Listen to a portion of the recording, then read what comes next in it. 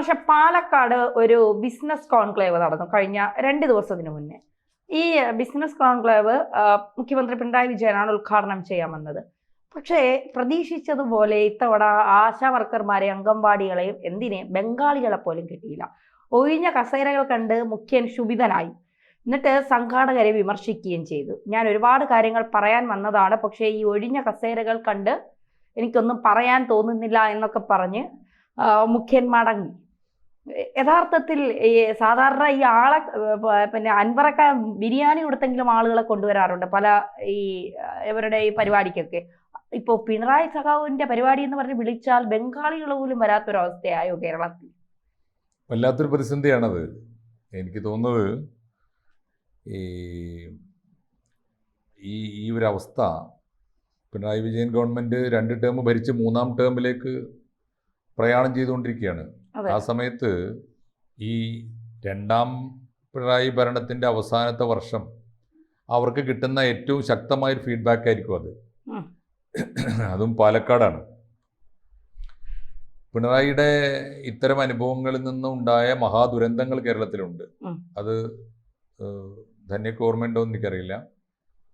പിണറായി വിജയൻ പണ്ട് കുറേ കൊല്ലങ്ങൾക്ക് മുമ്പ് ഒഞ്ചിയത്ത്, കോഴിക്കോട് ജില്ലയിലെ ഒഞ്ചിയം എന്ന് പറഞ്ഞാൽ പഴയ വിപ്ലവത്തിൻ്റെ മണ്ണാണ്.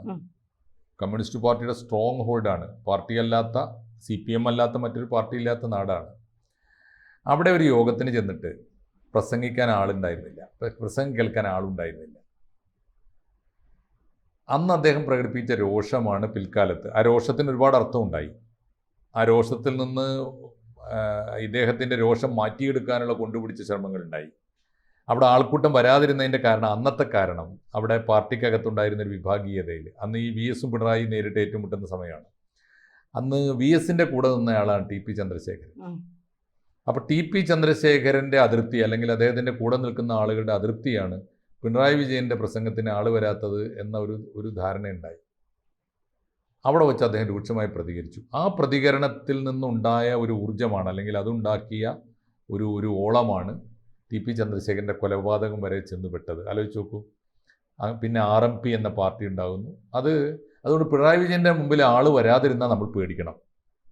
ഞാൻ പറയുന്നത് നാട്ടിൽ തന്നെ എന്തെങ്കിലും വരാനിരിക്കുന്നു എന്നുള്ളതിൻ്റെ സൂചനയാണത്. ഇപ്പം പാലക്കാട്ട് വന്നപ്പോൾ ആളുണ്ടായില്ല എന്ന് പറഞ്ഞാൽ എന്താ അർത്ഥം?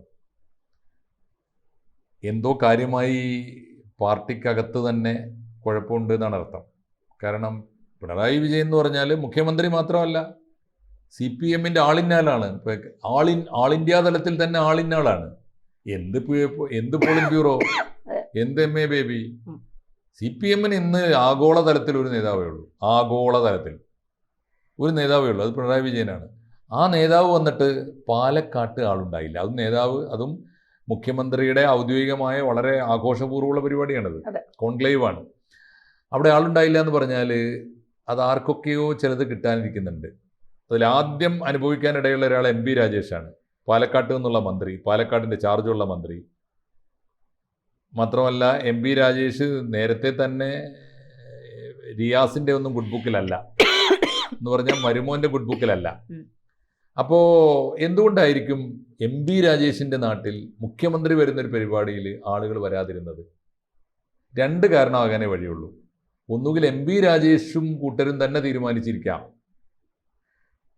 മുഖ്യമന്ത്രിയുടെ പരിപാടിക്ക് അത്ര ആൾ മതി, ഒരു ഡോസ് കൊടുക്കാൻ തീരുമാനിച്ചിരിക്കാം. മുഖ്യമന്ത്രിയോട് റിയാസിൻ്റെ പേരിൽ പലപ്പോഴും കലഹിച്ചതിൻ്റെ അനുഭവങ്ങൾ MB രാജേഷിന് നിന്നൊക്കെ പുറത്തു വന്ന വാർത്തയുണ്ട് പലപ്പോഴും. 2, ഇനി MB രാജേഷ് പറഞ്ഞാൽ പോലും കേൾക്കാത്ത വിധം പിണറായിയോടുള്ള വിരോധം, അല്ലെങ്കിൽ ഈ ഗവൺമെൻറ്റിനോടും CPMനോടുള്ള വിരോധം പാലക്കാട്ടെ സഖാക്കൾക്കും വന്നു തുടങ്ങിയോ? പ്രധാനപ്പെട്ട ചോദ്യം. 3ാമത്തെ ചോദ്യം, കോട്ടപ്രകാരം മുഖ്യമന്ത്രി പങ്കെടുക്കുന്ന പരിപാടികൾക്കൊക്കെ കോട്ടയാണ്. ഒരു ബ്രാഞ്ചിൽ നിന്ന് ഇത്ര പേര് വന്നിരിക്കണം, ഒരു CITUവിൻ്റെ ഒരു വിങ്ങിൽ നിന്ന് ഇത്ര പേര് വന്നിരിക്കണം, അംഗൻവാടി വർക്കേഴ്സ് ഇത്ര പേര് വന്നിരിക്കണം, NGO യൂണിയൻകാർ ഇത്ര വന്നിരിക്കണം, KSTAക്കാർ ഇത്ര വന്നിരിക്കണം, എല്ലാവർക്കും കോട്ടയാണ്. അങ്ങനെ കോട്ട കൊടുത്തിട്ട് ആളുകളെ കൊണ്ടുവന്ന് ഇരുത്തുന്ന ഒരു കാലം പോയി എന്നും ആവാം അതിനർത്ഥം. ആളുകൾക്ക് താല്പര്യമുണ്ടെങ്കിൽ, അല്ലെങ്കിൽ ആരാണ് എൻ്റെ ധന്യെ പിണറായി വിജയൻ എന്ന നേതാവിൻ്റെ പ്രസംഗം കേട്ട് ഉത്ബുദ്ധരാവാൻ സാമാന്യ ബോധമുള്ള ആരെങ്കിലും ചെന്ന് ഇരുന്ന് കൊടുക്കുമോ? CPM ഒട്ടും ഇരിക്കില്ല. കാരണം എനിക്ക് നല്ല ഉറപ്പുണ്ട് CPMന്റെ സാധാരണ മെമ്പർ പോലും പിണറായി വിജയനേക്കാളും നിലപാടും ധാരണയും വ്യക്തതയും ഉള്ള ആളുകളാണ്. അപ്പോൾ സ്വമേധയാ ആളുകൾ ചെല്ലാത്ത കാലം പോയി. 2 പാർട്ടി കോട്ടക്ക് ചെന്ന് യന്ത്രം പോലെ ഇരുന്നിട്ട് പ്രസംഗം കേട്ടുകൊടുക്കേണ്ട ആളുകളല്ല ഞങ്ങൾ എന്നൊരു തോന്നലുണ്ട് അവർക്ക്. 3, പിണറായി വിജയനിൽ നിന്ന് വല്ല വിദ്യാഭ്യാസവും ഇവർക്ക് കിട്ടാനില്ല. അതിനേക്കാളും കാര്യങ്ങൾ സോഷ്യൽ മീഡിയ ഉൾപ്പെടെ ഇവരുടെ കയ്യിലുണ്ട്. പലപ്പോഴും പിണറായി വിജയൻ തുറന്നു പോലും നോക്കാൻ അറിയാത്ത ആപ്ലിക്കേഷൻസാണ് അവരുടെ കയ്യിൽ മൊബൈൽ ഫോണിലുള്ളത്. കാലം മാറിയിരിക്കുന്നു, അപ്ഡേറ്റ് ആയിരിക്കുന്നു, അദ്ദേഹം അറിയുന്നില്ല. അദ്ദേഹം ഈ ആരോ എഴുതി കൊടുക്കുന്നത് വായിക്കുന്നത് കേൾക്കാൻ വന്നിരുന്നു കൊടുക്കേണ്ട ഒരു കാലമല്ല ഇതെന്ന് തോന്നിയിട്ടുണ്ടെങ്കിൽ അത് വലിയ പ്രതിസന്ധിയാണ്. അത് പാലക്കാട് ചില്ലറ നാടല്ല കേട്ടോ. പാലക്കാട് നമുക്ക് കേരളത്തിലെ ഈ കുട്ടനാടും പാലക്കാടും എന്ന് പറയും പോലെയാണ്. നെല്ല് മാത്രമല്ല നല്ല സഖാക്കളും നിറഞ്ഞിരുന്ന നാടാണ്. അപ്പോൾ ഈ പാലക്കാട്ടെ പ്രതിസന്ധി പിണറായി വിജയന് വലിയൊരു പാഠമാണ്. പിണറായി വിജയന് മാത്രമല്ല ഇടതുപക്ഷ രാഷ്ട്രീയത്തിൻ്റെ തന്നെ വലിയ ഒരു സൂചനയാണത്. പക്ഷേ ഇതിൽ തന്നെ പിണറായി വിജയൻ പറയുന്നത് നിക്ഷേപകരെ കൂടുതൽ കേരളത്തിലേക്ക് ആകർഷിക്കാനുള്ള പുതിയ പദ്ധതികൾ തയ്യാറാക്കുന്നതിന്റെ ഒരു അടിസ്ഥാനത്തിലായിരുന്നു ഇങ്ങനെ ഒരു പരിപാടി സംഘടിപ്പിച്ചത്. ആ പരിപാടിക്കാണ് ആളുകൾ വരാത്തത്. നിരവധി നിക്ഷേപകർ അവർക്കിത് കാണുമ്പോൾ കേരളത്തിലേക്ക് വരാൻ തോന്നുമോ എന്നൊക്കെയാണ് അദ്ദേഹം ചോദിക്കുന്നത്. ഇവിടെ കിറ്റെക്സ്, സാബു അടക്കം, ആന്തൂർ സാജൻ അടക്കമുള്ളവർ നമ്മുടെ കൺമുന്നിൽ തന്നെയുണ്ട്. കേരളം വ്യവസായ സൗഹൃദ നാടല്ല എന്ന് പിണറായി സർക്കാർ കൃത്യമായി ഇവിടത്തെ നിക്ഷേപിക്കാൻ വരുന്ന ആളുകളെ എഴുതി ഉദാഹരണത്തിലൂടെ ബോധിപ്പിച്ചു കൊടുത്തിട്ടുമുണ്ട്. പിന്നെ എന്തിനാണ് ഇങ്ങനെ ഒരു കോൺക്ലേവ് നടത്തി? ആരെ പറ്റിക്കാനാണ് ഈ സഖാക്കൾ ഇങ്ങനെ? എന്താണ് ഇവരുടെ ഉദ്ദേശം? അതെ, നിക്ഷേപത്തിന് വേണ്ടിയാണ് സംഗമം, അതിനുവേണ്ടിയാണ് പിണറായി വരുന്നത് എന്ന് പറഞ്ഞപ്പോൾ തന്നെ നിക്ഷേപകരും അത് ആ വാർത്ത അറിഞ്ഞവരും തീരുമാനിച്ചിട്ടുണ്ടാവും ആ വഴിക്ക് പോകണ്ടെന്ന്. അതിന്റെ കാരണം എന്താണെന്ന് വെച്ചാൽ ഇദ്ദേഹത്തിന്റെ നിക്ഷേപത്തിന് ട്രാക്ക് റെക്കോർഡ് ഉണ്ട്. തന്നെ പറഞ്ഞതുപോലെ ഈ നാട്ടിലെ നിക്ഷേപകർ ഇവിടെ നിക്ഷേപിക്കാൻ മടിക്കുന്നുണ്ട്. അവർക്ക് രാഷ്ട്രീയമായ പ്രൊട്ടക്ഷൻ ഇല്ലാതെ പോകുന്നുണ്ട്. ഇവിടുത്തെ ട്രേഡ് യൂണിയനിസം അല്ലെങ്കിൽ ഈ രാഷ്ട്രീയ പാർട്ടികളുടെ, പ്രത്യേകിച്ച് ഭരണകക്ഷിയുടെ പിരിവ് രാഷ്ട്രീയം, അവരുടെ ഗുണ്ടായിസം അത് സഹിക്കാൻ പറ്റാതെ വരുന്നുണ്ട് ഒരു ഭാഗത്ത്. 2, സമീപകാലത്ത് പുറത്തു വന്നൊരു വാർത്ത എന്താ? വിദേശ നിക്ഷേപങ്ങളെ ക്ഷണിക്കാൻ വേണ്ടി പിണറായി വിജയൻ പരിവാരസമേതം, കുടുംബസമേതം, പലപ്പോഴും ഭാര്യയും മക്കളും മാത്രമല്ല ഉദ്യോഗസ്ഥ വൃന്ദം, അദ്ദേഹത്തിൻ്റെ ഒരു കോർപ്പറേറ്റ് വൃന്ദമുണ്ട്. പണ്ടൊക്കെ ആയിരുന്നെങ്കിൽ പാർട്ടി സഖാക്കളെയാണ് കൂടെ കൂട്ടുക. ഇപ്പോൾ അതല്ല, അദ്ദേഹത്തിൻ്റെ ഒരു ഉപദേശക വൃന്ദം ഉണ്ടല്ലോ, അവരെയും കൂടി കൂട്ടി വലിയ സംഘമായിട്ട് അദ്ദേഹം ലോകത്തിലെ കഴിഞ്ഞ ഈ 10 കൊല്ലത്തിനുള്ളിൽ അദ്ദേഹം 25 വിദേശയാത്രകൾ നടത്തി.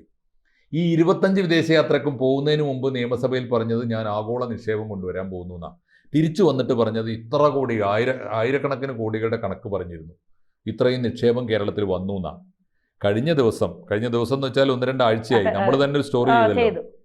മലയാള മനോരമയുടെ ഒരു പ്രധാനപ്പെട്ട വാർത്തയാണത്. പാർട്ടി വിരുദ്ധ പത്രമാണ് എന്ന് പറഞ്ഞോട്ടെ, അങ്ങനെയാണെങ്കിൽ ആദ്യം കേസ് കൊടുക്കണ്ടേ? മലയാള മനോരമ തെളിയിച്ചൊരു കാര്യമാണ്. ഒരു വിവരാവകാശ രേഖ കൊടുത്തു. ആർക്ക്? KSIDC, Kerala state industrial development corporation. അവരാണ് കേരളത്തിൽ ആര് നിക്ഷേപിച്ചാലും, ഇന്ത്യക്കകത്തോ പുറത്തോ വിദേശത്തോ ഉള്ള ആര് വന്ന് നിക്ഷേപിച്ചാലും എത്ര രൂപ നിക്ഷേപിച്ചു എന്ന കണക്ക് രേഖപ്പെടുത്തുന്ന സംഘടനയുടെ സ്ഥാപനത്തിൻ്റെ പേരാണ് KSIDC. അവരോടൊരു ചോദ്യം, പിണറായി ഗവൺമെൻറ് വന്ന ശേഷം വിദേശത്ത് നിന്ന് ഈ വിദേശയാത്രകൾ മുഖേന അദ്ദേഹം നേടിയെടുത്ത എത്ര കോടിയുടെ നിക്ഷേപം വന്നു? എന്താ ഉത്തരം? വട്ടപൂജ്യം എന്നാണ് ഉത്തരം. എന്ന് പറഞ്ഞാൽ ഈ 25 വിദേശയാത്രയ്ക്ക് വേണ്ടി പരിവാരസമേതം പോകാൻ നമ്മുടെ നികുതി പണത്തിൽ നിന്ന് എത്ര കോടി ചെലവിട്ടിട്ടുണ്ടാവും? അത്രയും ചെലവിട്ടിട്ട് വിദേശത്ത് നിന്ന് നിക്ഷേപത്തിന് പോയിട്ട് നയാ പൈസയും വന്നില്ല എന്ന് വിവരാവകാശ പ്രകാരം ആരാണോ പിണറായി വിജയൻ തന്നെ ഭരിച്ചുകൊണ്ടിരിക്കുന്ന വ്യവസായ വകുപ്പിലെ ഏറ്റവും പ്രധാനപ്പെട്ട സ്ഥാപനമായ P. രാജീവിൻ്റെ സ്ഥാപനം അവർ വിളിച്ചു പറയുകയാണ് ലോകത്തോട്, ഒരു നയാ പൈസയുടെ നിക്ഷേപം വന്നിട്ടില്ല. പിന്നെ നിക്ഷേപത്തിന് ഇനിയും ആളെ കൂട്ടാൻ വേണ്ടി പാലക്കാട്ട് യോഗം ചേർന്നപ്പോൾ സാമാന്യം വ്യവസായം കണ്ടുപഠിച്ചവരാണ് പാലക്കാട്ടുകാർ. അവിടെയാണ് വാളയാർ ഉള്ളത്, അവിടെയാണ് ഈ മലബാർ സിമൻസ് ഉള്ളത്, അവിടെയാണ് പ്രധാനപ്പെട്ട ഒരുപാട് വ്യവസായ സ്ഥാപനങ്ങളുള്ളത്. പാലക്കാട്ടുകാർക്ക് നിക്ഷേപം എന്ന് കേട്ടപ്പോൾ തോന്നിയിട്ടുണ്ടാവും ആ വഴിക്ക് പോണ്ടാന്ന്. അതുകൊണ്ട് പിണറായി വിജയൻ സർക്കാർ ആളുകളെ പറ്റിച്ചുകൊണ്ടിരിക്കുന്നത് സ്വന്തം അനുയായികൾക്ക് കൂടി ബോധ്യപ്പെട്ടിരിക്കുന്നു എന്നതിൻ്റെ തെളിവാണ്. സ്വന്തം അനുയായികൾക്ക് കോട്ടപ്രകാരം നിശ്ചയിച്ചു കൊടുത്തിട്ടും ആ വഴിക്ക് മനുഷ്യർ ചെല്ലാതിരുന്നത്. അദ്ദേഹം ചൂടാവേണ്ടത് നാട്ടുകാരോടല്ല, അദ്ദേഹം തനിക്ക് എന്താണ്, താൻ എങ്ങോട്ടാണ് പോയിക്കൊണ്ടിരിക്കുന്നത്, തന്നെ എങ്ങനെയാണ് ജനങ്ങൾ വിലയിരുത്തുന്നത് എന്ന് ഭരണാധികാരി എന്ന നിലയിൽ അദ്ദേഹത്തിന് സ്വയം വിലയിരുത്താനുള്ള ഏറ്റവും നല്ല അവസരമാണ്. ഇപ്പോൾ വിലയിരുത്തിയില്ലെങ്കിൽ അവസാനത്തെ വണ്ടിയാണ് അദ്ദേഹത്തിൻ്റെ ഇപ്പോൾ തൊട്ട് മുമ്പിലുള്ളത്. മൂന്നാം തവണ ഭരിക്കാനൊക്കെ ഉദ്ദേശിച്ചാണ് അദ്ദേഹം വന്നത് എങ്കിൽ ഈ പരിശോധന ഏറ്റവും നല്ലതാണ്. പാലക്കാട്ടുകാർ കൊടുത്ത ആദ്യത്തെ വോട്ടിംഗ് ആണ് ഇത്. തെരഞ്ഞെടുപ്പിന് തൊട്ട് മുന്നുള്ള നമ്മൾ പറയില്ലേ ടെസ്റ്റ് ഡോസ് എന്ന് പറയില്ലേ, ഇഞ്ചക്ഷന് മുമ്പുള്ള ടെസ്റ്റ് ഡോസ്, അല്ലെങ്കിൽ യഥാർത്ഥ പരീക്ഷയ്ക്ക് മുമ്പുള്ള ഒരു മോഡൽ പരീക്ഷ, അതാണ് പാലക്കാട്ട് കിട്ടിയ ഈ പരീക്ഷണം എന്ന് അദ്ദേഹം തിരിച്ചറിഞ്ഞാൽ നല്ലതാണ്. ബാക്കി നമുക്ക് കാണാം.